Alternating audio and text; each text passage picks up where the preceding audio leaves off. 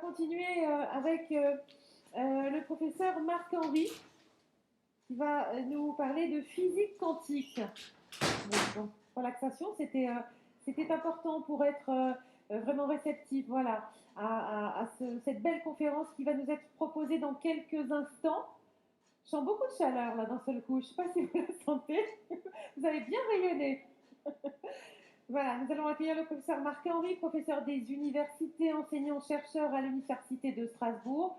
Ses spécialités, la chimie, la science des matériaux et la physique quantique. Et pour cette conférence, eh bien, il nous pose une question. Qu'est-ce que la protéodie, le lien entre l'eau, la musique et la santé? Je vous demande de l'accueillir, le professeur Marc-Henri.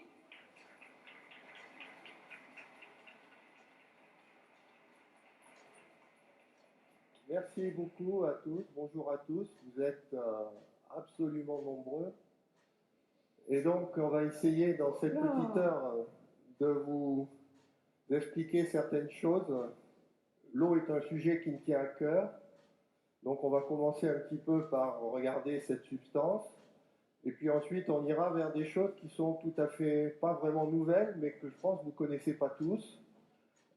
Et en particulier, je pense que vous avez tous remarqué au cours de ces 2 journées qu'on a beaucoup parlé de matière. C'est-à-dire que quand vous avez un problème, quand vous allez essayer, vous voyez que quelque chose ne va pas, matériellement, vous avez tendance à vous aller vers la matière.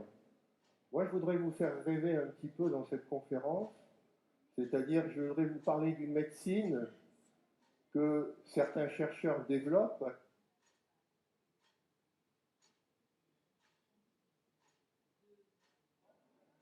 Ah, voilà, ça revient. Donc une médecine quelques pionniers sont en train de développer. Je vais vous parler de la médecine du 21e siècle. C'est-à-dire celle où il n'y aura plus de médicaments, celle où il n'y aura plus de souffrance physique, parce que, à la limite, on vous soignera simplement en vous faisant écouter de la musique. Alors je sais que pour certains, ça va sembler fantastique, ça va sembler irréel. Pour d'autres, ça va les enthousiasmer parce qu'ils vont voir qu'effectivement, il y a des choses vraiment intéressantes dans lesquelles on peut travailler. Sincèrement, que vous me croyez ou pas, je m'en fiche. Je suis juste là pour vous apporter des informations. Si vous les accueillez, si vous les prenez, tant mieux pour vous. Si vous trouvez que tout ça, c'est complètement hors de propos, eh bien, c'est votre droit le plus absolu. Je suis là pour informer. Alors, on va démarrer donc avec ceci. Je vais parler donc d'échelle. Avez-vous conscience de ce que c'est que l'échelle? Je ne parle pas ici de l'échelle que vous utilisez pour monter, changer une ampoule. Je parle de l'échelle d'observation. C'est-à-dire que vous avez ici une image, et ça pourrait très bien nous décrire en fait. On est là, chacun à notre niveau, on se pose, est-ce que la vie existe ailleurs? Bien sûr qu'elle existe ailleurs, il suffit de changer d'échelle. Si vous restez à votre échelle, vous pouvez vous poser des questions et vous les poser éternellement. Donc ça va être le premier message de la conférence, c'est que pensez à l'échelle. Derrière l'échelle, il y a la notion petit, grand. C'est-à-dire que, au lieu de rester à mon échelle, de 1 mètre, j'ai le droit d'aller à l'échelle du cosmos, de l'univers, où j'ai le droit, au contraire, de descendre jusqu'à la plus petite particule élémentaire qui me constitue. Je change d'échelle. Et ça, c'est un des grands messages que je voudrais vous passer aujourd'hui. Vous avez le droit de changer d'échelle. La nature vous l'autorise. Et cet simple fait qu'on vous interdisez ce changement d'échelle, c'est juste un problème de culture, de la manière dont la science s'est faite au cours du temps. On a l'habitude d'être à son échelle, mais vous avez le droit, et c'est un droit fondamental de tout être humain, de changer d'échelle. Alors évidemment, je vais parler d'eau, et la première chose que je vais faire, je suis quelqu'un qui rassemble, qui associe au lieu de dissocier. Quand je discute avec des thérapeutes, je suis toujours frappé de cette petite ligne de démarcation qui existe entre la médecine chinoise d'un côté, ou asiatique, et les pratiques occidentales. Je voudrais vous montrer que Aristote, qui est pourtant le départ de toute la philosophie occidentale, voyait déjà le monde comme deux principes. Un principe qu'il appelait l'énergie, la chaleur, et un autre principe qu'il appelait l'eau. Et si vous appelez l'eau le yin, si vous appelez la chaleur le yang, vous avez exactement le début de la philosophie chinoise. Et comme vous le voyez, une fois que vous dites qu'il y a de l'énergie et de l'eau, vous pouvez être en déficit d'énergie ou en excès d'énergie, vous pouvez être sec ou au contraire humide, et naissent les quatre éléments. Donc les quatre éléments, en fait, ils ne sont pas importants. Ce qui est important, c'est qu'il y a de la chaleur et il y a de l'eau. Alors, nous, ce qu'on va s'intéresser, c'est justement la partie eau qui va nous intéresser de façon un petit peu plus détaillée. Alors, l'eau, vous pouvez la regarder sous des tas de regards. Par exemple, ici, le regard d'un artiste. Nous sommes des êtres hydriques. Alors, je sais que c'est dur à comprendre parce que quand on se regarde comme ça, on n'a pas l'impression de voir de l'eau. Et pourtant, c'est un autre message que je vous fais passer. Nous sommes faits à 99% d'eau. Et encore une fois, ce chiffre 99, vous ne le trouverez quasiment nulle part. Les gens vous diront 70% ou 75%, suivant leur source. Mais sachez que ce chiffre de 70-75, il ne réfère qu'à une seule chose, qui est votre masse. Mais votre masse, on s'en fout. Ce qui est important en science, c'est le nombre. Si vous voulez gagner une guerre, une bataille, qu'est-ce que vous devez faire? Est-ce que vous devez aligner des gros chars ou des milliards de petits soldats qui sont mobiles? Eh bien, vous savez que les guerres se gagnent avec le plus grand nombre de soldats et pas avec les plus gros armements. Dans la cellule, c'est pareil. Vous avez des petits soldats, c'est l'eau. Vous ne la voyez pas, elle travaille, mais c'est elle qui fait tout le travail. Alors, ça c'est pour les sceptiques. Ils disent, mais 89%, c'est pas possible. Donc, c'est un tableau. Alors oui, j'ai tout mis, j'ai fait un petit résumé de toute la conférence que vous pourrez vous procurer tout à l'heure. Pour ceux que ça intéresse, où tous ces tableaux y sont, donc il n'y a pas besoin de noter trop en détail. Puis vous retrouvez tout ça sur Internet. C'est quelque chose qui est assez commun. La première colonne, c'est la matière, c'est-à-dire c'est qu'est-ce qui nous constitue en tant que cellule. La deuxième colonne, c'est ce que les chimistes appellent le poids moléculaire, c'est-à-dire qu'à chaque espèce, on peut associer une formule chimique avec un certain poids. Et vous voyez, la troisième colonne, c'est la masse. C'est là où vous voyez apparaître, j'ai pris 100 grammes, les fameux 70%, 70 grammes. Et l'idée, c'est tout simple, c'est simplement de combiner l'information de masse molaire à l'information de masse pour sortir ce qu'on appelle le nombre d'objets, les moles. Et puis, je vous ai mis les nombres. Et donc, vous voyez que dans la cellule, ici, on a pris Escherichia coli, qui est une cellule typique, qui représente pas mal la matière vivante. Vous voyez qu'on a 22 milliards, à peu près 240 millions de molécules d'eau. Est-ce que vous imaginez ce que c'est que 22 milliards? Mais si! Réfléchissez au PIB de n'importe quelle industrie pharmaceutique. C'est des milliards d'euros, ils en sont à 100 ou 120 milliards, donc 22 milliards, c'est rien du tout. Mais à la fois, c'est énorme. Et c'est toujours ça en biologie, c'est qu'il y a à la fois des choses qui sont rien du tout, mais elles sont rien du tout et pourtant elles font quelque chose d'énorme. Regardez ce qu'on trouve après, on trouve les ions, 121 680 000 à peu près. Et finalement, si vous regardez la dernière colonne, vous êtes fait de quoi? D'eau et d'ions. Après le reste, c'est simplement pour amuser les biologistes. C'est-à-dire qu'ils vont passer du temps sur le reste, mais si vous voulez comprendre ce que c'est que la vie, si vous voulez comprendre pourquoi vous êtes sur cette planète, retenez que vous êtes fait d'abord d'eau et d'ions. Alors évidemment, ça paraît un peu surprenant, parce que je suis fait à 99% d'eau et je ne la vois pas. C'est ça notre problème, c'est qu'on est fait d'eau mais qu'on ne la voit pas. Pourquoi on ne la voit pas? Tout simplement parce qu'elle a ce qu'on appelle une structure nanométrique. C'est-à-dire que si vous partez d'une protéine et que vous comptez 1, 2, 3, 4 et c'est terminé. Or, chaque couche d'eau fait à peu près 0,3 nanomètres, sachant que 1 nanomètre, c'est 1 millionième de mètres, 1 milliardième de mètre, pardon. Donc ça veut dire quoi? Que autour de chaque objet biologique, j'ai une couche d'eau, 2 couches d'eau, 3 couches d'eau, 4 couches d'eau. C'est pas beaucoup, mais ça suffit pour tout lubrifier, pour faire tout le travail. Alors ça, c'est aussi ce qu'on est en train de découvrir en biologie, c'est que tout ce qui se passe dans la cellule, en fait, c'est pas du tout la protéine qui travaille, c'est l'eau qui est autour. Est-ce que vous savez, par exemple, que si vous connaissez tous le support de l'information génétique, c'est 3 lettres, ADN, est-ce que vous savez que cette double hélice n'existe que s'il n'y a que de l'eau? Parce que si vous enlevez l'eau, elle se détruit, elle explose en une picoseconde. Dès que vous mettez de l'eau, elle se stabilise. Donc c'est vraiment l'eau qui fait tout le boulot dans la cellule. Alors ici, je détaille un petit peu plus le côté ionique, qui est la deuxième chose importante. Vous voyez que le premier ion qui nous concerne, c'est le potassium.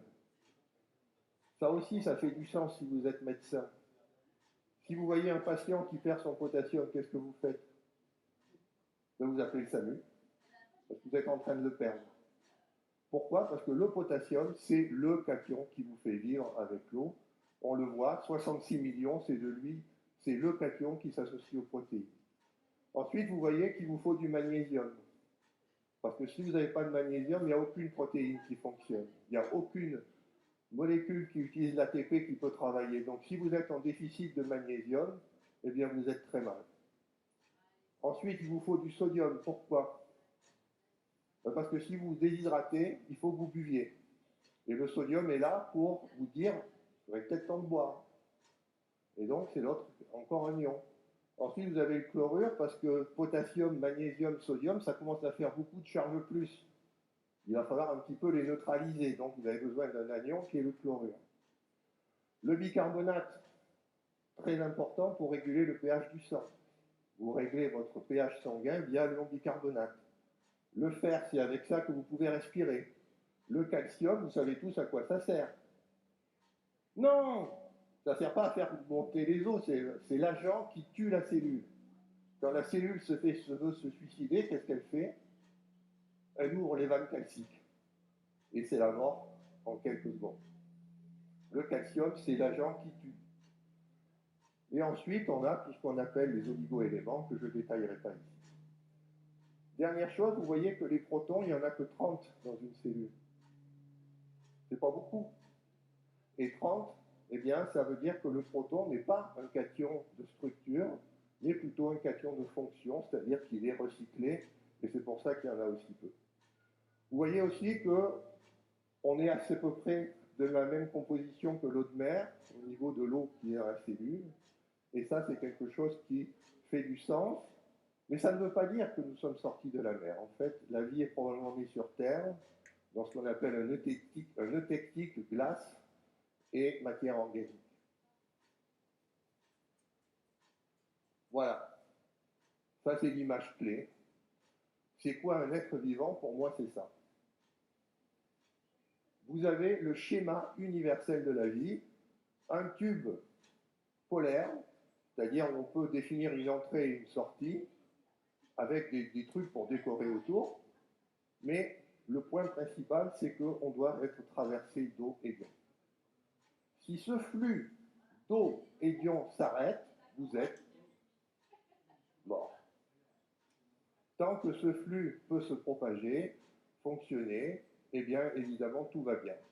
Alors, ce que vous voyez aussi, c'est que c'est de l'eau et des ions. Donc, ça veut dire qu'avant de se bourrer de médicaments, avant d'aller commencer à voir les hormones, tout ça, si j'étais médecin, ça tombe bien, je ne le suis pas, donc je risque rien.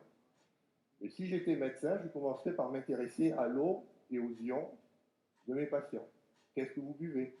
Est-ce que vous buvez assez? Est-ce que vous avez suffisamment de ions dans votre système, dans votre eau, pour que vous puissiez effectivement exprimer votre bonne santé? Alors ici, vous allez comprendre pourquoi on a cette fascination pour la masse. C'est que vous voyez qu'en abscisse, j'ai mis la masse des corps, en ordonnée le flux d'eau, et vous voyez qu'effectivement, quand vous êtes un être relativement simple, eh bien vous avez une petite masse et donc un petit flux d'eau, mais que quand vous êtes ce qu'on appelle un neutérien, font partie des eutériens, eh bien vous voyez que ça change complètement. On a besoin d'un énorme flux d'eau pour pouvoir vivre. Et en fait, toute la masse organique, elle est là pour que l'eau circule, c'est tout. Ça veut dire aussi que si vous êtes capable de soigner l'eau, vous soignerez tout ce qui va après. Et c'est pour ça que je recommande effectivement de bien s'intéresser à l'eau quand on est un médecin. Alors ça, c'est parce que j'ai assisté hier à la conférence de Thierry Souka et j'ai été horrifié. Il a montré une pyramide alimentaire, mais si vous avez assisté à la conférence, vous avez dû remarquer qu'il manquait la base. C'est-à-dire, qu'est-ce qui se passe si vous essayez de manger et que vous ne buvez pas? C'est impossible. Je vous rappelle que le premier aliment du corps humain, c'est l'eau. Donc toute pyramide alimentaire doit se trouver basée sur l'eau, qui est de loin le composant le plus important dans votre alimentation. Et le reste, c'est évidemment pour entretenir le tube. Mais la vie, elle n'est pas là. Elle est bien ici, dans la base de la pyramide. Donc ça aussi, c'est quelque chose que vous devez bien retenir, c'est qu'il faut mettre l'eau à la base des choses. Et à partir du moment où vous mettez l'eau à la base des choses, ça veut dire qu'il faut vraiment s'intéresser à cette substance. Alors posez-vous la question, c'est quoi l'eau? Si vous étiez un poisson et que vous en avez deux, là, qui se pose la question, eh bien, l'eau, ce serait la dernière chose que vous vous rendriez compte. Pourquoi? Parce que c'est le milieu dans lequel vous vivez. Si on vous dit c'est quoi l'air, ben pour vous, c'est très difficile à définir parce que vous vivez dans l'air. On a ce problème, c'est que comme on est fait d'eau, on ne sent pas qu'on est dans l'eau. Pour nous, c'est naturel. Et donc, on va chercher tout ce qui n'est pas eau. Et s'il y a un problème avec l'eau, eh bien, il faut vraiment comprendre ce qui se passe. Alors, pour vous initier à la vraie problématique de l'eau, on va revenir, on ne peut pas définir la matière sans définir ce qui est son contenant, c'est-à-dire l'espace. Et ici, je vous rappelle des notions de base. L'espace est à 3 dimensions, donc longueur, surface, volume. Je pense que tout le monde le comprend à peu près. Si je voulais vous perturber un petit peu, je vous dirais que le volume n'existe pas. Le volume est une illusion. Les mathématiciens ont montré ça en 1920.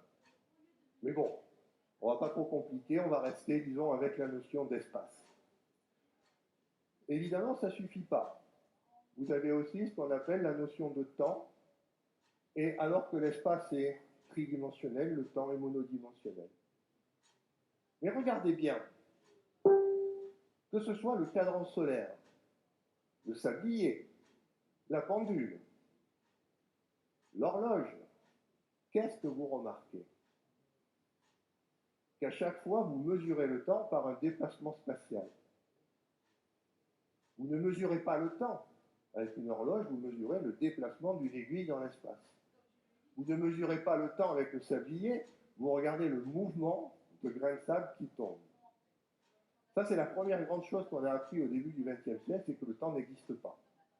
Le temps, en fait, c'est de l'espace.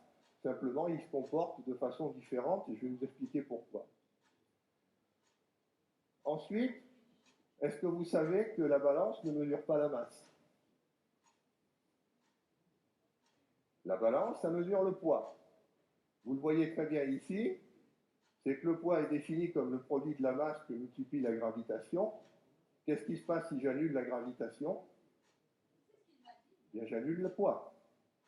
Vous le voyez, quand vous voyez un astronaute qui se déplace sur la Lune, il n'a pas de poids. Mais il a encore une masse. Ce qui veut bien dire que la masse ne se mesure pas à la balance.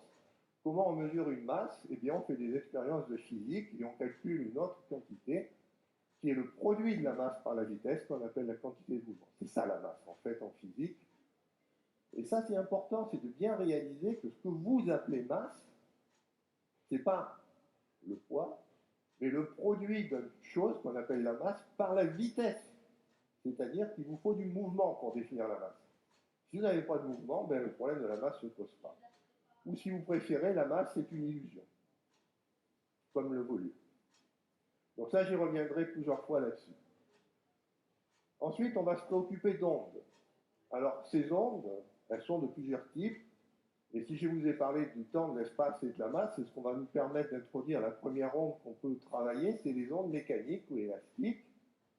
Ce sont des ondes qui ont besoin de matière.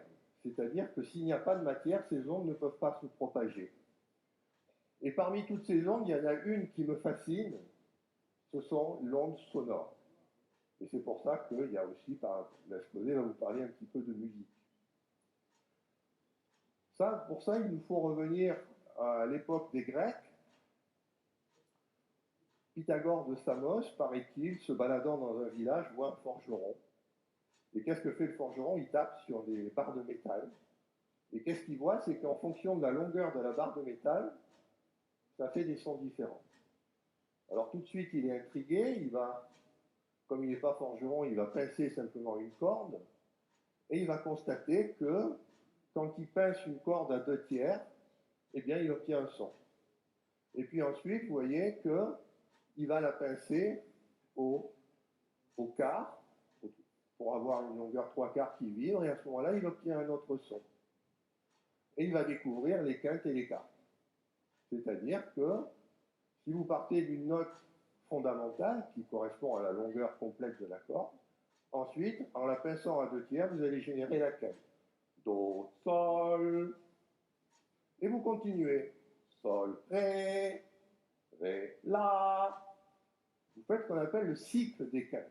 C'est-à-dire que vous progressez de quinte en quinte, et quand vous avez parcouru 12 quintes, vous êtes arrivé ici sur le si dièse. Et là, vous voyez le petit problème qu'a Pythagore. C'est qu'il y a ici presque 7 octaves, mais pas tout à fait. Alors là, je vous rappelle que dans ce petit intervalle ici en jaune, se trouvent quand même 20 siècles de musique. C'est-à-dire pendant 20 siècles, les musiciens sont préoccupés de ce petit écart jaune. Il vaut mieux le savoir. Alors, tout ça, ça va bien se passer, et ça va donner ce qu'on appelle le troubadour, le chant grégorien, c'est-à-dire ce qu'on appelle la mélodie. Ensuite, on va passer à la Renaissance. La Renaissance va faire une découverte. On va découvrir que si j'ai un son, la même que tout à l'heure, un Do, j'ai dans le son ce qu'on appelle des harmoniques. C'est-à-dire qu'après, je peux avoir l'octave, qui est toujours un Do, et puis quand je multiplie la fréquence par 3, j'ai maintenant la note Sol, qui est la quinte. Quand je multiplie par 4, je retrouve évidemment un octave, puisque Do au carré, ça fait 4. Et c'est là où ça va changer la musique. C'est que la 5e harmonique correspond à une tierce. Et la tierce, si vous essayez de la caler dans le système pythagoricien, bingos, petit problème. Vous ne pouvez pas faire une tierce avec une gamme pythagoricienne. C'est-à-dire que, si vous préférez, vous ne pouvez pas, en élevant 3 à une certaine puissance et en divisant par 2 une certaine puissance, trouver un rapport d'entier. Et donc, va se poser le problème de la tierce, et ça va être un vrai problème. Parce que, quand vous voulez utiliser l'harmonie et non plus la mélodie, il va falloir que vous jouiez les notes en même temps. Mais si vous les jouez en même temps, il va falloir que vous définissiez la tierce qui n'existe pas dans le système pythagoricien. Donc ça va faire une grande crise qu'il va falloir résoudre. Alors, il se trouve que cette crise a été résolue au XVIIIe siècle. On a introduit ce qu'on appelle la gamme tempérée. C'est-à-dire qu'on va rendre toutes les quintes fausses. Et pourquoi on fait ça? Pourquoi on rend toutes les quintes pas tout à fait justes? Simplement pour ça. C'est-à-dire qu'on veut une gamme qui est transposable. C'est-à-dire que si on veut écrire un morceau de musique, par exemple pour une soprane, et qu'on veut ensuite écrire la partition pour une basse, on a juste à faire une transposition. Avec la méthode de Pythagore, ça ne marche pas parce que ça change complètement la mélodie. Ça va donner naissance à la musique symphonique. Et pour vous montrer qu'est la musique symphonique, eh bien, j'ai pris un petit exemple pour que vous compreniez la nature du problème et comment il a été résolu. Alors, ça va permettre aussi de se détendre, il y a de la musique. Parce qu'évidemment, il y a de la vidéo, il faut aussi qu'il y ait de la musique, parce que nous sommes de la musique. Donc là, vous voyez, il n'y a pas de problème. On travaille travaille avec des cordes. C'est-à-dire que c'est la méthode de Pythagore. On a des cordes de longueur variable et on fait de la mélodie. Mais on veut plus que ça. La mélodie, c'est bien, mais on veut plus. Alors on va commencer à vouloir mettre de la batterie. Et là, vous sentez qu'il y a quelque chose de nouveau qui apparaît. Le rythme, qui n'était pas dans la mélodie. Mais c'est toujours pas ça. On sent bien qu'on peut sûrement faire mieux. Et qu'est-ce qu'on va mettre en jeu? Du métal. Et vous avez maintenant ce qu'on appelle une musique symphonique. C'est-à-dire que tous les instruments sont capables de jouer en harmonie les uns avec les autres. Ils génèrent des accords. Et cette harmonie, elle vous permet, effectivement, pour le problème du musicien, c'est qu'il n'a écrit qu'une seule partition. Et avec cette seule partition qu'il a écrite, il peut faire jouer tout un orchestre. Ça, c'est la gamme tempérée. Si vous n'avez pas la gamme tempérée, vous ne pouvez pas faire ça. C'est-à-dire que toute la musique qui existe aujourd'hui, que vous écoutez à la radio, ce n'est pas, c'est une musique qui a besoin d'une gamme qui est une gamme qui est fausse. Alors vous notez ça, parce qu'on y reviendra, évidemment, tout à l'heure. Alors, si je continue un petit peu mon voyage, il y a une autre chose qu'on trouve dans la nature qui n'est pas de l'espace, qui n'est pas du temps, qui n'est pas de la matière, de la masse, c'est de la charge électrique. La charge électrique, vous la mesurez avec des voltmètres, des ampères-mètres, et c'est une chose qui est aussi une propriété de la matière qui est un petit peu différente. Alors, cette charge électrique, elle va nous donner naissance à quelque chose qui est très nouveau et qu'on va utiliser pour comprendre les propriétés de l'eau, qui est la notion de champ. C'est-à-dire qu'on ne peut pas la voir, cette charge. Mais vous voyez que je prenne des charges électriques, c'est au-dessus, ou des courants, si je mets des petites particules de matière, je suis capable de voir qu'il y a quelque chose d'invisible. Et cette chose invisible, c'est ce qu'on appelle un champ. C'est-à-dire que si vous regardez un aimant avec son pôle nord et son pôle sud, eh bien vous voyez qu'il y a des lignes dans l'espace, quelque chose qui est invisible. Donc ça, on est au 19e siècle. C'est la première fois qu'on découvre qu'à côté des choses visibles, la matière, il y a des choses invisibles qui sont les champs.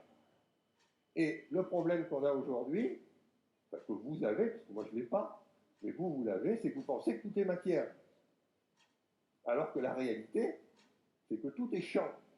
C'est-à-dire que tout ce que vous pensez être réel, ça n'existe pas. En fait, c'est ce qui est le champ, qui est la seule chose qui existe aujourd'hui pour le physicien. C'est-à-dire que le champ crée la matière. Et donc là, on voit déjà une première chose qui va nous permettre d'aller vers des choses un petit peu plus subtiles. Alors, le 19e siècle, en 1861, on découvre donc ces fameuses ondes électromagnétiques, c'est-à-dire qu'on a le champ électrique, on a le champ magnétique, qui sont ici en bleu et en jaune, et on découvre que cette entité peut se propager dans le vide avec une vitesse qui est la vitesse de la lumière. Donc ça veut dire que le vide peut être transformé, peut être transporté d'espèces qui sont comme ceci, d'ondes électromagnétiques, et on connaît très bien la vitesse de propagation de ces ondes, c'est à peu près 300 000 km par seconde. Et là, va arriver quelque chose d'important. C'est que pour comprendre le comportement de ces ondes, on est obligé d'utiliser un système d'équations que je simplifie à mort, comme dirait un bon enseignant. Si je fais varier le champ électrique dans l'espace, j'obtiens une variation du champ magnétique dans le temps. Mais si ce champ magnétique varie dans l'espace, j'obtiens une variation de champ électrique dans le temps. C'est-à-dire qu'en fait, les deux sont couplés. Et si je regarde quelles sont les manières de transformer mes équations sans changer leur forme, je vois qu'il existe toute une opération de symétrie, tout un ensemble d'opérations de symétrie qui permettent de faire ça. Par exemple, si je me translate, les équations de Maxwell ne changent pas. Si je tourne, elles restent identiques. Si je fais des réflexions, si je fais des réflexions avec glissement, si je dilate, c'est-à-dire si je change d'échelle, les équations restent invariables. Et surtout, si je fais une transformation conforme, Une transformation conforme, ça consiste à aller partir des grandes échelles, aller vers les petites et revenir vers les grandes. Ça laisse aussi invariant les équations de Maxwell. Et c'est là qu'on va découvrir que l'espace n'est pas à 4 dimensions, 3 spatiales temporelles, mais à 6. 4 espaces et 2 temps. Alors évidemment, vous le savez, parce que, comme je vous l'ai dit tout à l'heure, le temps des horloges, il n'a aucun intérêt. C'est que vous n'avez que de l'espace. Le temps qui vous concerne, le temps biologique, c'est le deuxième temps dont je parle, qui s'introduit ici de façon très naturelle. Alors tout ça, on va le formaliser dans ce qu'on appelle la transformation de Lorentz, qui consiste à dire que si je me déplace à une certaine vitesse, eh bien la nature ne change pas. Vous avez tous fait cette expérience dans les trains. Vous êtes assis tranquillement, il y a un train à côté de vous, tout d'un coup, vous voyez partir. Mais ce n'est pas vous qui partez, c'est l'autre train. C'est-à-dire qu'on est incapable de savoir si la vitesse est la bonne. Donc ça se formalise avec ce qu'on appelle une rotation hyperbolique. Alors, comme je vois des yeux qui se... Qu'est-ce que c'est qu'une rotation hyperbolique? Je me suis farci d'un petit dessin pour que vous compreniez. Vous êtes habitué à ça, là-haut, ce qu'on appelle les rotations sphériques. C'est-à-dire que quand je tourne, je décris globalement une sphère, ou si je suis un peu asymétrique, un ellipsoïde. Si je vous donne l'équation d'un ellipsoïde, vous voyez, c'est simple, vous prenez la coordonnée dans une direction, au carré, vous ajoutez la deuxième, la troisième, vous dites tout ça, c'est égal à 1. Ce qu'il faut retenir, c'est que si vous faites ça, vous définissez un monde fini. C'est-à-dire qu'un truc qui est rond, ou plus ou moins rond, mais vous savez tout ce qui se passe quand on est sur une sphère, eh bien on y reste. Vous êtes sur la surface de cette planète qui est une sphère, qu'est-ce qui se passe? Ben, vous êtes condamné à y être. Mais si vous rêvez d'infini, qu'est-ce qu'il faut faire? Mais regardez comme c'est beau. Vous avez juste à changer le signe. C'est-à-dire qu'au lieu de faire plus, plus, plus, vous faites plus, plus, moins. Et regardez ce qui se passe, c'est qu'au lieu de décrire une sphère, vous décrivez ce qu'on appelle un hyperboloïde. Quelle est la caractéristique de l'hyperboloïde? C'est que si vous êtes sur un hyperboloïde, vous pouvez aller à l'infini. Un hyperboloïde ne s'arrête jamais. C'est-à-dire que là, on l'a représenté, mais vous pouvez continuer aussi loin que vous voulez. Votre univers, il est fini ou infini? Ben, il est infini. Vous êtes sur un hyperboloïde. Ah, vaut mieux le savoir. Autre chose de l'hyperboloïde, est-ce que ce point est identique à celui-là? Oui, c'est symétrique. C'est-à-dire que si maintenant je mets ici une échelle, ça c'est grand, ça c'est petit, ça veut dire quoi? Je suis sur un hyperboloïde. Ça veut dire que ce qui est grand est comme ce qui est petit. Et ce qui est petit est comme ce qui est grand. C'est ça l'hyperboloïde. C'est-à-dire que si je vais chercher la structure de l'univers dans le cosmos, je comprendrai la structure des particules élémentaires. C'est pas ce qui est en train de faire la physique? Ben si. Il n'y a plus d'astronomes devant les télescopes, il n'y a plus de physiciens. Il n'y a plus de physiciens devant les accélérateurs, il n'y a plus que des astronomes. Ils vont changer les rôles. Parce que vous êtes sur un hyperboloïde, et que sur un hyperboloïde, vous avez le droit de changer d'échelle. Mais ça peut aller plus loin. C'est que vous savez que l'espace, c'est du temps. Si maintenant, ça, c'est le futur, et ça, c'est le passé, ça veut dire quoi, l'hyperboloïde? Ça veut dire que mon passé, c'est mon futur. Et mon futur, c'est mon passé. Donc là, vous avez ce qu'on appelle le transgénérationnel. Vous avez le droit de faire cette symétrie entre vos ancêtres et vous. Ou alors, vos descendants. Il y a une symétrie. Et ça, ce n'est pas inscrit dans les lois de la biologie, c'est inscrit dans les lois de la physique. Tout ça parce qu'il y a un signe moins ici. Vous voyez qu'il faut faire attention au signe moins. Alors, si vous regardez la théorie physique, effectivement, vous allez voir que, en relativité, ce qu'on appelle la relativité d'Albert Einstein, on parle de cône de lumière. Maintenant, vous comprenez pourquoi. C'est quoi un cône? C'est un hyperboloïde. Donc, on ne fait qu'utiliser l'outil qui vient directement de la structure de l'espace-temps. Là, vous avez un Shadow-Einstein qui vous dit un peu ce qu'il faut faire. Et regardez comme c'est simple. Si je dis que la vitesse de la lumière est la même pour tous les observateurs, ce qui est le grand principe de la relativité. Comme la vitesse de la lumière, c'est une distance que divise un temps, ça veut dire quoi? Que le temps, c'est de l'espace. Ça, on le savait déjà par les horloges. Mais surtout, l'énergie étant une masse qui multiplie une carré d'une vitesse, ça veut dire que l'énergie, c'est de la masse, que la quantité de mouvement, c'est de la masse de l'énergie, et que le champ électrique, c'est du champ magnétique. C'est-à-dire que ce que vous pensiez être des choses différentes sont en fait des choses identiques. Ce qu'il faut retenir, c'est que, évidemment, c'est ça, l'énergie, c'est de la masse.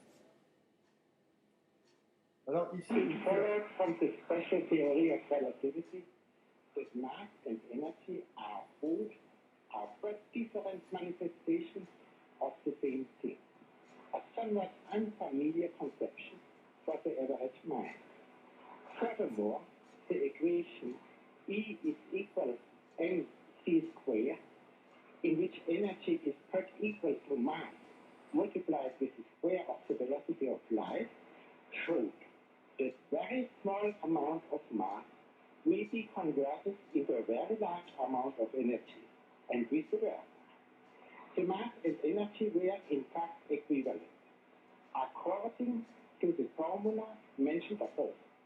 This was demonstrated by Cockcroft and Walton in 1932 experimentally. Voilà, vous venez d'entendre Albert Einstein lui-même vous expliquer ce que l'équivalence de la masse et de l'énergie. Ça n'a rien de magique, c'est une conséquence directe que vous êtes sur un hyperboloïde. Alors, on a un petit souci, c'est que maintenant je vais vous dire qu'en fait on vit dans un espace à 6 dimensions. Mais nous n'en avons que 4. On voit bien les 3 dimensions d'espace et la dimension de temps. Je voudrais vous montrer à quoi ressemble ce qu'on appelle une sphère à 4 dimensions, qui est en fait votre monde réel, celui que vous cherchez à voir. Alors,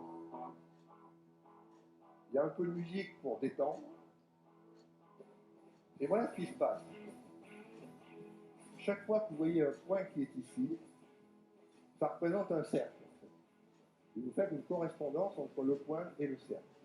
Ici, vous voyez que le point se déplace sur une sphère à 3 dimensions. Là-bas, vous voyez le cercle qui se déplace sur une sphère à 4 dimensions. Regardez comme c'est beau.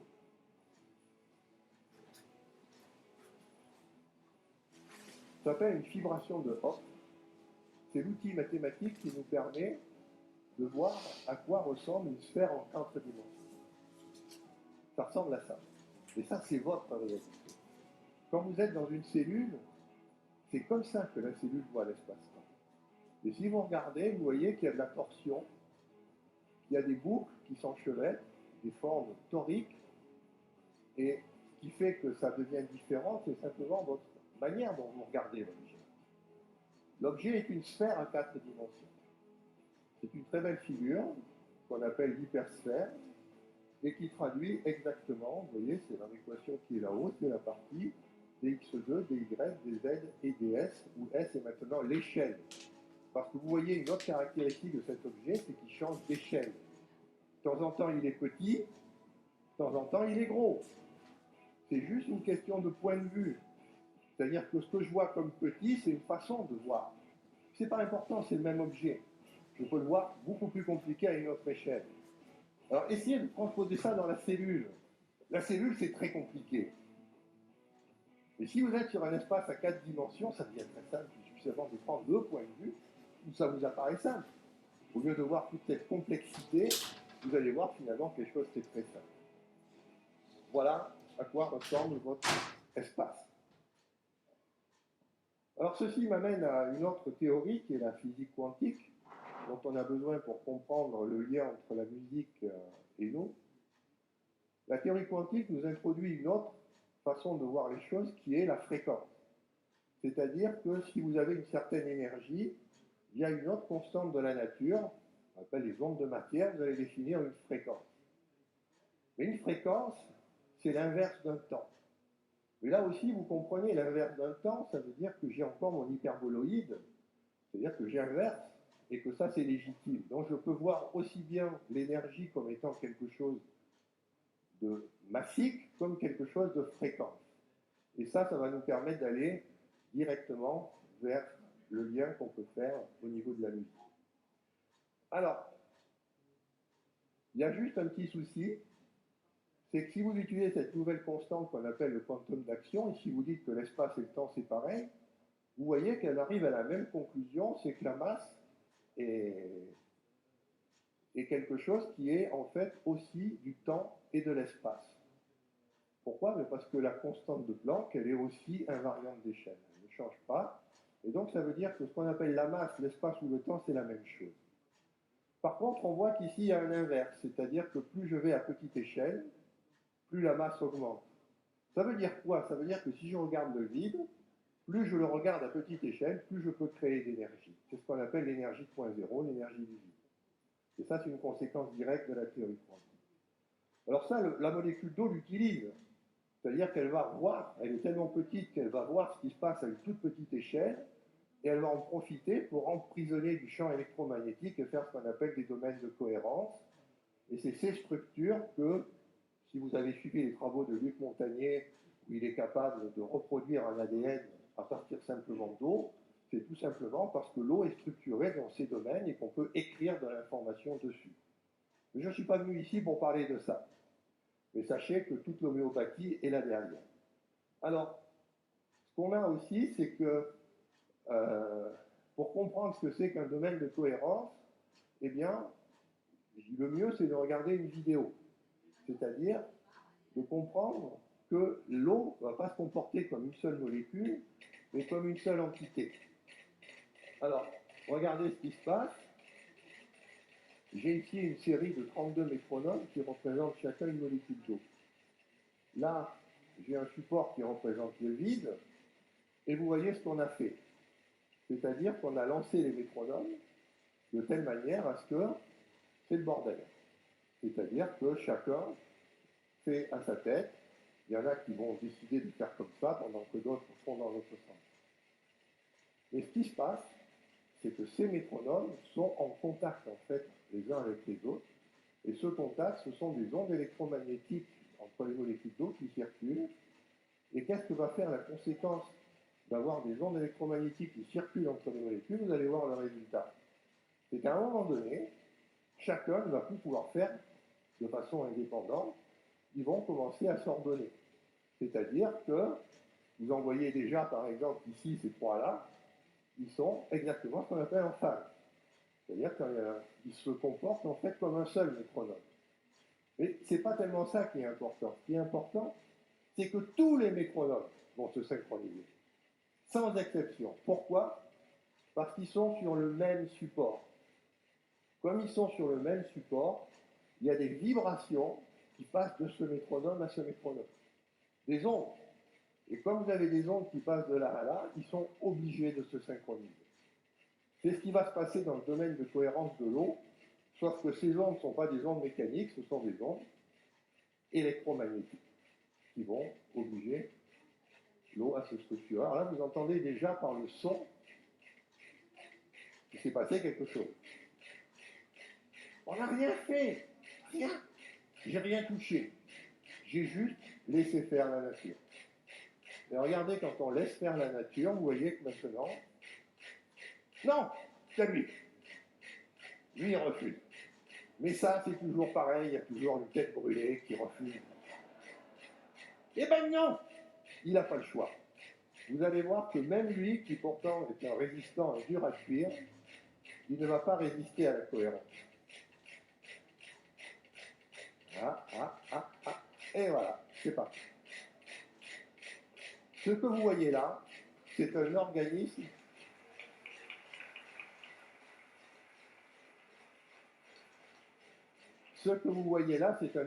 en bonne santé. C'est-à-dire que tout fonctionne bien. Ce que je vous montrais tout à l'heure, c'est un organisme malade. Vous pouvez voir la santé et la maladie comme ça. C'est-à-dire que quand vous allez voir votre thérapeute, il ne suis pas bien, monsieur, il va vous remettre comme ça s'il est bon. S'il n'est pas bon, il va vous donner des petites pilules qui ne servent à rien. Et s'il est bon, en particulier si c'est un bon homéopathe, il va mettre l'information qui va faire que les cellules qui sont un petit peu perturbées vont retrouver un signal pour faire ça et toutes fonctionner en bloc. Ça, c'est la cohérence de phase, c'est le grand mécanisme qu'utilise la nature pour créer de la bonne santé. J'en arrive aux ondes d'échelle proprement dites, et je voudrais vous faire remarquer quelque chose. C'est qu'il y a une autre théorie qui s'appelle la relativité générale, qui elle a une autre constante qui est la gravitation universelle. Alors cette théorie, vous la connaissez bien en fait, parce que c'est celle que vous expérimentez tout. Dès que vous naissez, vous expérimentez la gravité. C'est tout le drame de l'être humain. Quand vous êtes bébé, vous tombez. Et quand vous tombez, ça fait mal. C'est la première force de la nature que vous expérimentez. Eh bien, cette force va vous dire, si vous dites que l'espace c'est le temps, vous allez voir que si cette constante est aussi universelle, ça veut dire que la masse, l'espace et le temps, c'est la même chose.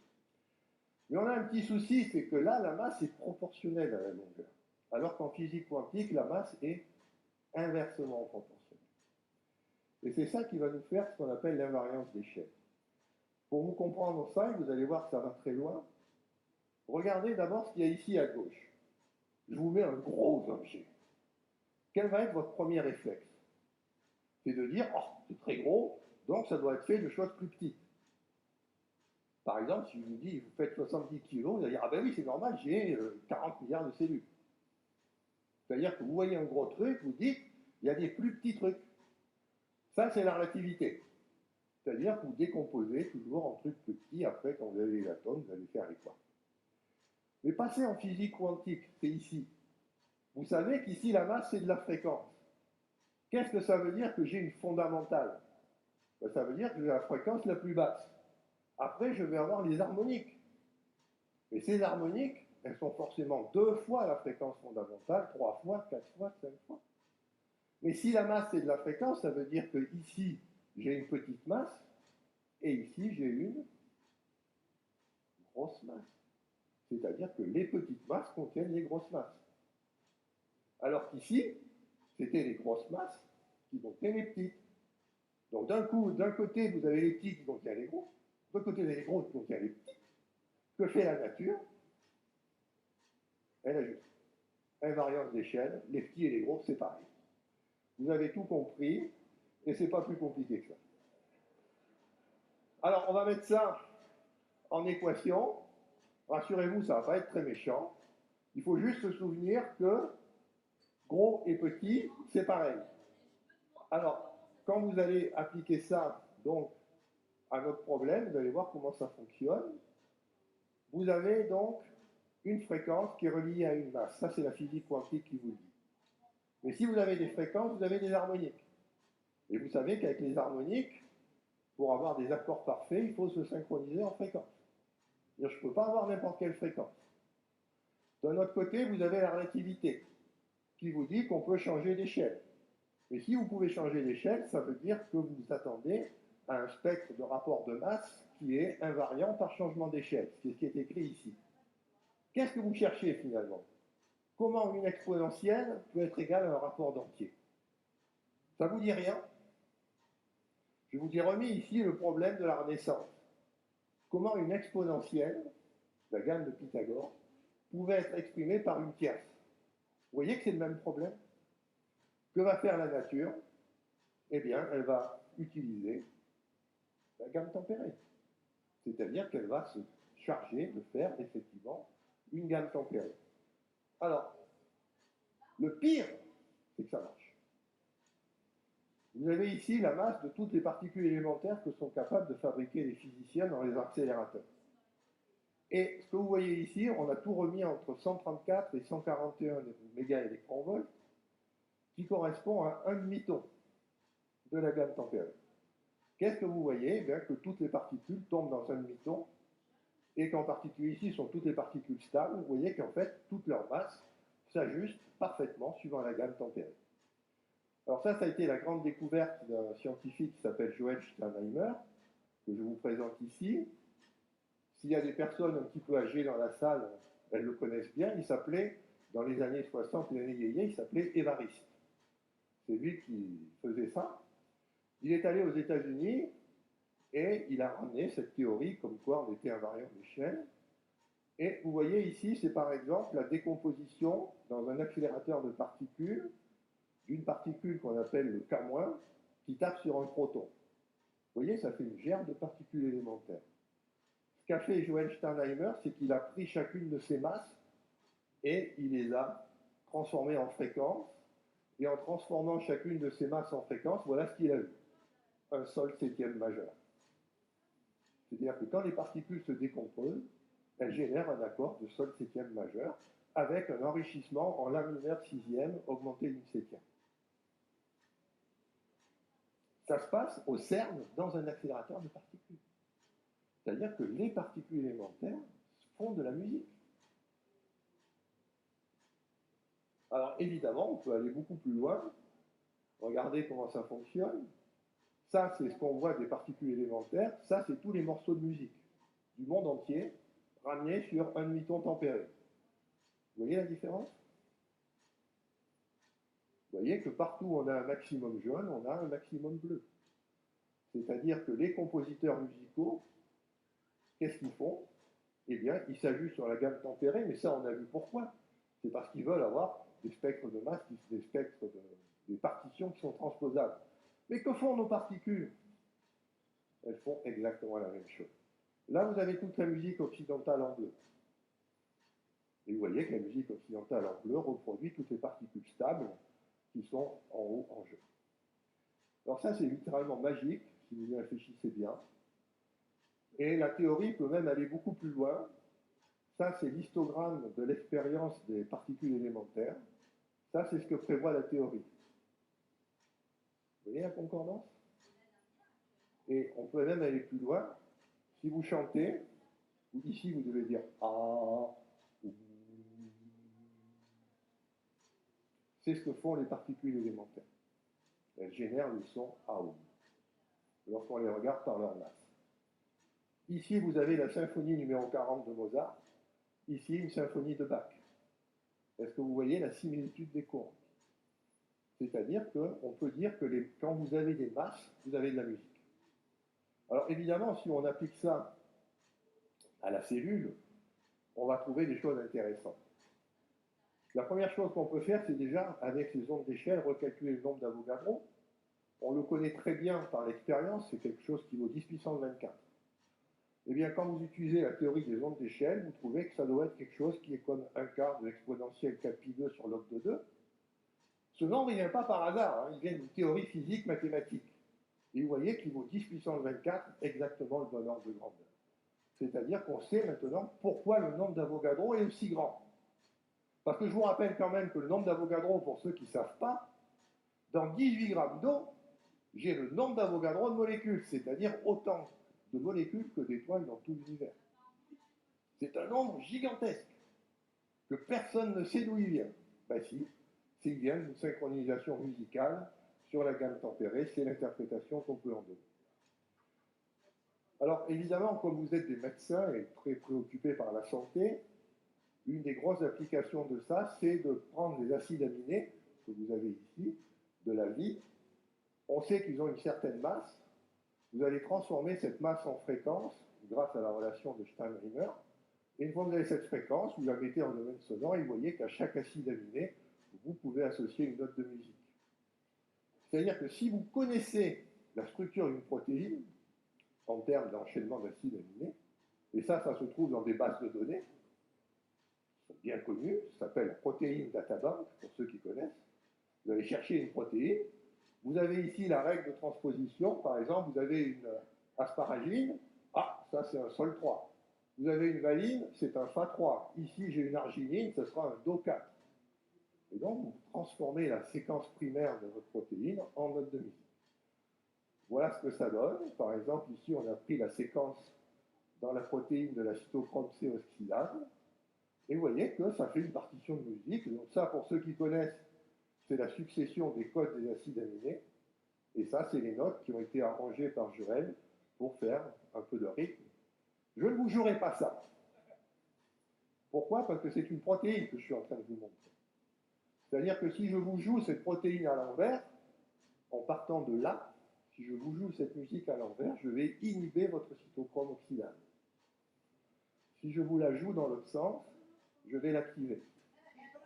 C'est-à-dire que là, on a un outil qui est thérapeutique qui est très fort. C'est que si vous connaissez une structure de protéines, vous pouvez soit l'activer, soit l'inhiber par de la musique. Donc pour ceux que ça intéresse, je ne suis pas thérapeute. Je suis chercheur, spécialiste de physique quantique. Moi, ce qui m'intéresse, c'est la théorie. Donc ne venez pas me voir en me disant ah, mais comment je vais soigner mon Alzheimer. Pour ça, il y a une société qui s'appelle Génodix, qui a eu un brevet qui a été déposé par Joël Sternheimer. Vous allez voir la société Génodix, et il y a des formations, il y a des stages si ça vous intéresse. Mais moi, je ne suis là que pour vous expliquer comment on peut avoir cette possibilité de faire de la musique et d'avoir quelque chose qui fait du sens. Alors, ici, on a pris par exemple les acides aminés de Escherichia coli et des phages. Vous voyez ce qui se passe? C'est toujours pareil, on transforme ça en musique et on regarde donc comment ça se passe dans les chaînes de demi-tons tempérés et on regarde les accords que génère donc le génome de Escherichia coli ou des phages. Vous voyez qu'il y a beaucoup d'unissons, un ton, c'est-à-dire une seconde, des quartes, des quintes, des octaves, et en particulier le triton, qui est là, que tous les musiciens connaissent, s'appelle la quinte du loup, parce qu'elle est horriblement dissonante, elle n'y est pas. C'est-à-dire qu'il y a bien, dans la répartition des acides aminés des génomes tels qu'on les a dans les bactéries, on trouve bien, là aussi, des rapports d'octaves. Pour ceux que ça intéresse, on peut même faire ça à l'échelle de l'univers. C'est-à-dire que si je prends par exemple le Soleil, la Mercure, la Vénus, la Terre, Mars, et que je regarde les masses, vous allez avoir des échelles musicales et des accords. Mais ça, c'est bien connu.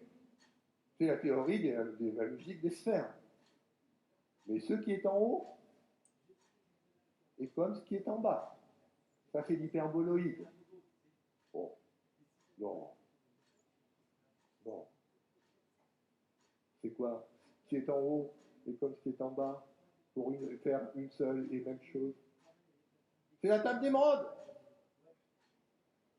Hermès Trismégiste, alchimie. Vous voyez que ça fait du sens. En fait, Hermès Trismégiste, la connaissance hermétique, ce n'est ni plus ni moins que la nature est un hyperboloïde. Et ça, la théorie de la relativité nous le dit. Alors, ce qui fait que quand vous avez votre ribosome, alors ça c'est pour les biologistes hardcore, comme on dit, le ribosome, allez, travaille, va faire ta petite chaîne protéique, il y a toutes ces ondes d'échelle, qui sont émises, il faut revenir en arrière, il y a toutes ces ondes d'échelle qui sont émises et qui pilotent la synthèse de la protéine. C'est-à-dire que comment la protéine sait qu'elle doit accrocher les acides aminés les uns par les autres, c'est par les relations harmoniques de notes que ça se passe. Alors je suis d'accord, on est dans une biologie du XXIe siècle. Ce n'est pas celle qui est dans vos livres. Je vous montre des ouvertures vers des choses que peut-être vos enfants, vos petits-enfants, eux, utiliseront ça tous les jours. De la même façon qu'aujourd'hui, vous utilisez des IRM, vous utilisez des antibiotiques. Mais est-ce qu'on connaissait ces choses-là au XIXe siècle? Non. Là, je vous montre quelque chose que vos enfants, vos petits-enfants utiliseront de façon courante. Pour eux, ce sera évident. Bon, la transition sera simplement peut-être un peu douloureuse. Alors, il me reste à terminer, il me reste, oui, 2 minutes, ça suffit, pour vous montrer en fait comment ça fonctionne. C'est que si on revient sur la théorie quantique, on sait qu'on a une phase quantique, je vous ai montré ce que c'était, c'est les métronomes. C'est ça la phase. Comment je peux changer cette phase? Eh bien, on sait que c'est par l'électromagnétisme. C'est-à-dire que si j'ai quelque part un potentiel vecteur ou un potentiel scalaire, je peux changer la phase. Et si je change la phase, ça veut dire que comme c'est une onde de matière, je change le comportement de la matière. Et pour ça, il me faut un champ électromagnétique. C'est-à-dire que je peux piloter la matière par un champ électromagnétique. Ça s'appelle la médecine quantique. Vous avez des tas d'appareils que vous pouvez aller voir sur les stands qui fonctionnent suivant ce principe-là. Comment on peut changer une phase quantique grâce à un champ magnétique ou à un champ électrique? Ça va même plus loin. Et c'est là où on en arrive à la conclusion. c'est que les milieux biologiques, comme vous le savez tous, sont chiro, c'est-à-dire qu'ils ne sont pas centrosymétriques. Si on prend un acide aminé, il y a des droits, il y a des gauches, et on n'a que des acides aminés qui sont de type gauche. Eh bien ça veut dire que si vous n'avez pas de centre de symétrie, ça veut dire que la matériel biologique est piézoélectrique. Vous savez ce que c'est qu'un matériau piézoélectrique? J'en ai un là. Qu'est-ce qu'il fait? C'est le micro. Il prend ma voix, et qu'est-ce qu'il fait avec ma voix? Ben, il crée une onde électromagnétique qui va jusqu'à la régie là-bas. La régie reçoit, pas ma voix, elle reçoit l'onde électromagnétique de ma voix. Ils bidouillent parce qu'ils sont vraiment très bons, on peut les applaudir. Ils bidouillent, et ensuite ça va dans toute la salle. Mais pour que ça aille dans toute la salle, vous avez des haut-parleurs, et qu'est-ce que c'est que les haut-parleurs? C'est encore un piézoélectrique, c'est-à-dire que le courant électrique qui arrive sur la membrane du haut-parleur vibre et recrée le son que moi j'ai créé ici. Vous voyez comment ça fonctionne? Votre corps, c'est pareil. C'est-à-dire qu'il reçoit donc un signal électromagnétique. Qu'est-ce qu'il va créer? Eh bien, un signal piézoélectrique, c'est-à-dire qu'il va changer sa conformation. Il va changer sa structure. Ou à l'inverse, si je me mets à chanter, à faire de la musique, je crée des ondes électromagnétiques, parce que je suis piézoélectrique, et ces ondes électromagnétiques changent mes ondes de phase de matière. C'est-à-dire que je peux piloter toute ma composition matérielle simplement en chantant, en écoutant de la musique. Vous voyez comme quoi ça va très très loin. Alors, je voudrais rendre hommage à une très grande dame qui s'appelait Marie-Louise Aucher, qui apprenait simplement aux gens à chanter. La, la, la, la, la. Chantez. Quand vous chantez, vous pouvez atteindre, d'après Marie-Louise Aucher, jusqu'à 10 octaves. Et évidemment, quel plus bel instrument thérapeutique que votre chant. Ou alors, allez écouter une symphonie de Beethoven. Alors, je ne dis pas que tout ça c'est opérationnel, je vous parle d'une médecine qui sera opérationnelle dans 60, 90 ans. Mais pensez-y, ça existe. Voilà ici, pour conclure, à quoi ressemble, selon les physiciens, le vide quantique. Qu'est-ce que vous voyez? Des structures qui vibrent. Alors peut-être que vous n'êtes pas trop physicien ou scientifique, tout ça, ça vous parle. Je vous ai mis pour cela, ceux qui sont plutôt ésotériques, l'arcane numéro 14 du tarot. Ça s'appelle la tempérance. Qu'est-ce que vous voyez? Vous voyez un ange qui est en train de passer d'un récipient à l'autre quelque chose. Il y a beaucoup de gens qui disent « Ah ben oui, elle est en train de verser de l'eau. » Vous en êtes sûr? Qu'est-ce qui se passerait si c'était de l'eau? Ben là, on aurait plein ses chaussures. C'est pas de l'eau, c'est des ondes. C'est le mécanisme même de la vie. Comment je passe d'un point A à un point B grâce aux ondes. Toute la médecine est là. Dans l'arcane numéro 14 du tarot. Mon cher Shadok, la vérité, c'est qu'il n'y a pas de vérité. C'est-à-dire que tout ce que je vous ai raconté, c'est complètement pipeau. C'est scientifique. C'est de la science pure et dure. Mais ne croyez pas que c'est de la vérité, il y a peut-être une autre. Je n'en sais rien. Par contre, celle-là, elle me plaît. Elle me donne un programme de recherche, moi qui suis chercheur en université, pour 100 ans. Et ça me botte. Et peu importe que ce soit la vérité ou pas, parce que je suis Shadok, la vérité, c'est qu'il n'y a pas de vérité. Et le deuxième message que vous pouvez retenir, c'est que s'il n'y a pas de solution, c'est qu'il n'y a pas de problème. Je vous remercie. Si vous avez apprécié cette conférence, j'ai créé une association pour faire passer toute cette information auprès du grand public, mais encore auprès du grand public, c'est là où j'ai le meilleur accueil, sincèrement. Quand je dis ça à mes collègues, académiciens, universitaires, là, ils sont vraiment pas contents. Donc, je pense qu'il faut effectivement aller dans cette direction.